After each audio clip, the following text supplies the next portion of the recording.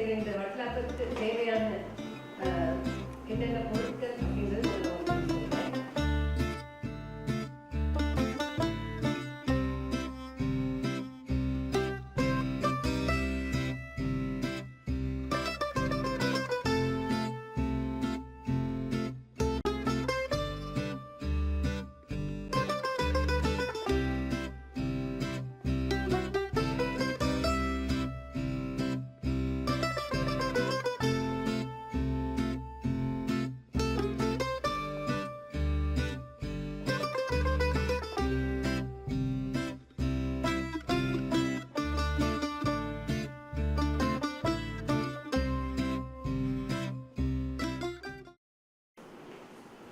இது வந்து ஜக்வே, அதாவது இங்கே மண்டை வெல்லம் அப்படின்னு சொல்லுவாங்க இந்த ஜக்வே.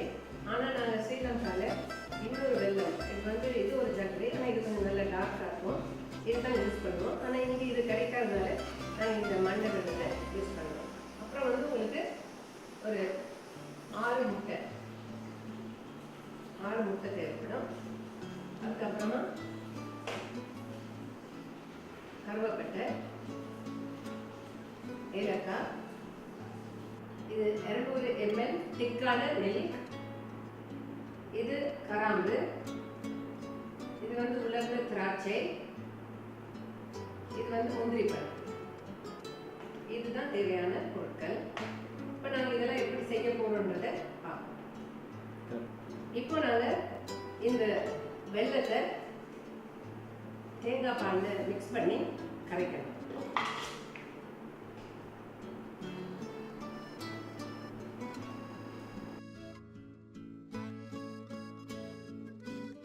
இப்போ நீங்கள் இந்த வெல்லத்தை நல்லா மிக்ஸ் பண்ணி பாலோடு சேர்த்து நல்லா கரைச்சிடுங்க.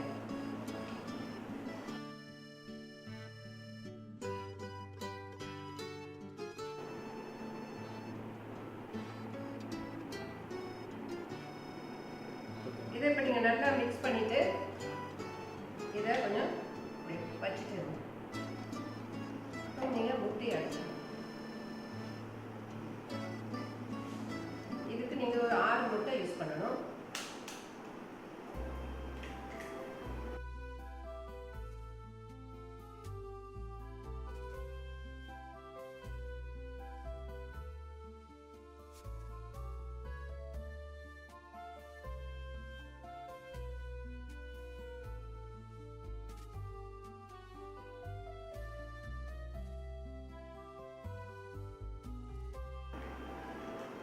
இப்போ இந்த முட்டையெல்லாம் நீங்கள் நல்லா எங்கள் பிளெண்டரில் போட்டு நல்லா மிக்ஸ் பண்ணி எடுங்க.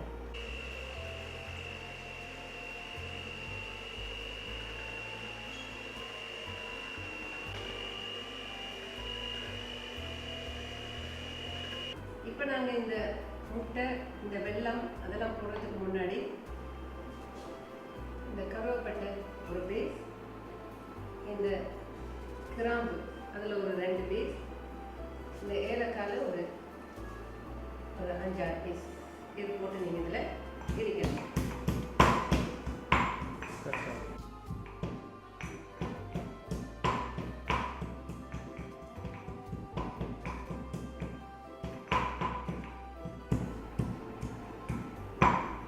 இப்போ இந்த இடிச்சு வச்சிருக்கிற இந்த கருவேப்பட்டை, ஏலக்காய், கிராம்பு இதெல்லாம் நீங்கள் இந்த வெல்லம் பால் இருக்கிற மிக்சரில் சேர்க்கணும். இப்போ நீங்கள் இந்த இடித்து வச்சிருக்கிற இந்த ஏலக்காய், கருவேப்பட்டை, கிராம்பு இதெல்லாம் நீங்கள் இந்த மிக்சரில் சேர்க்கணும். அதுக்கு முன்னாடி இந்த ஏலக்காயில் உள்ள தோலை நீங்கள் அதிலேருந்து எடுத்துடுங்க.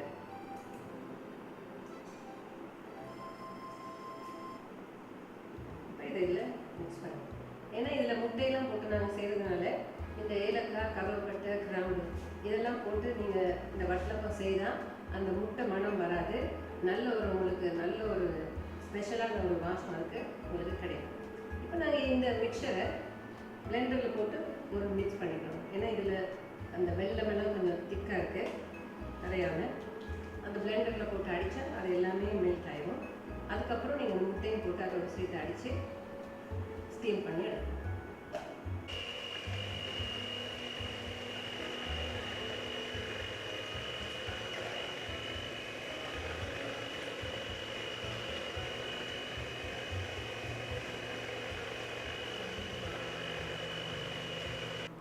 இப்போ இந்த சர்க்கரை நல்லா மெல்ட் ஆயிடுச்சு.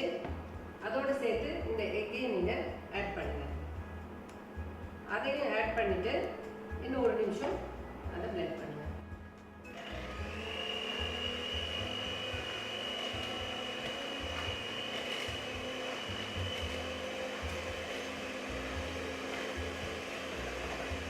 இப்போ நாங்கள் எல்லாம் மிக்ஸ் பண்ணிட்டோம். இந்த பவுலில் இதை நீங்கள் மாற்றி ஊற்றணும்.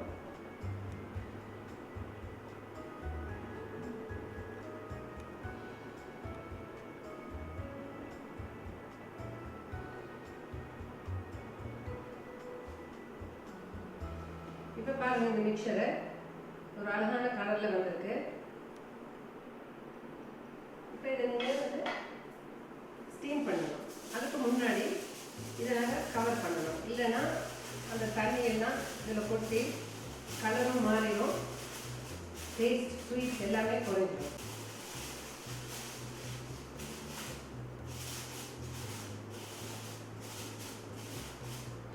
இப்போ நாங்கள் இதை ஸ்டீம் பண்ணுறோம். இப்போ இந்த வட்டலாப்பத்தை நாங்கள் ஸ்டீம் பண்ணுறதுக்கு ஒரு பெரிய அகலமான பாத்திரத்தை அடுப்பில் வச்சு அதில் தண்ணி கரெக்டாக ஊற்றணும். தண்ணி ரொம்ப நிறைய ஊற்றக்கூடாது. இந்த பாத்திரத்தில் இருந்து ஒரு கால்வாசி அளவில் தண்ணி இருக்கிற மாதிரி தான் நீங்கள் இதை பாத்திரத்தில் தண்ணி ஊற்றி வைக்கணும். இப்போ நீங்கள் இதை அப்படி வைங்க.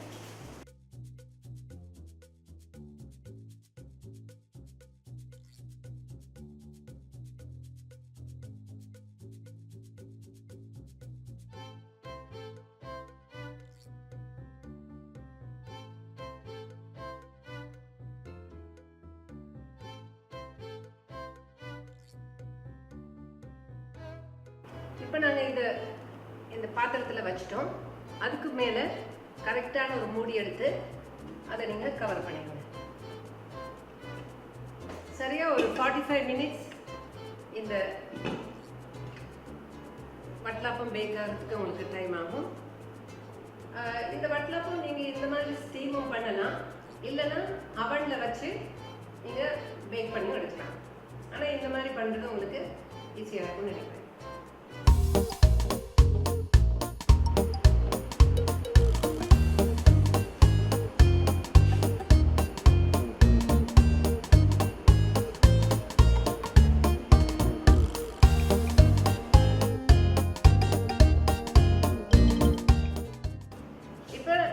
இந்த வட்டலாப்பம் ரெடி ஆயிடுச்சு.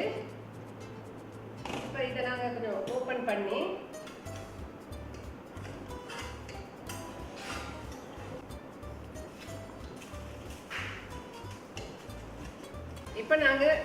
பண்ணி இந்த முந்திரி திராட்சை ரெண்டையும் இதில் கொஞ்சம் தூவி விட்டுட்டு சர்வ் பண்ணிங்கன்னா ரொம்ப டேஸ்டியாக இருக்கும்.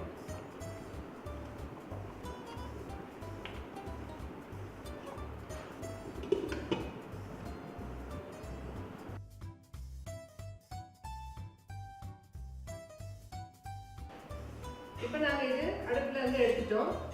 இது நல்லா குக்காகி இருக்கான்னு பார்க்குறதுக்கு நீங்கள் ஒரு ஃபோக் எடுத்து நடுவில் ஊற்றி பாருங்கள். ஒன்றும் ஒட்ட இல்லை. அப்படி ஒட்டாமல் இருந்தால் இது குக்காகிடுச்சுன்னு அர்த்தம். இப்போ இது நாங்கள் கட் பண்ணி சாப்பிட்டு பார்க்கலாம்.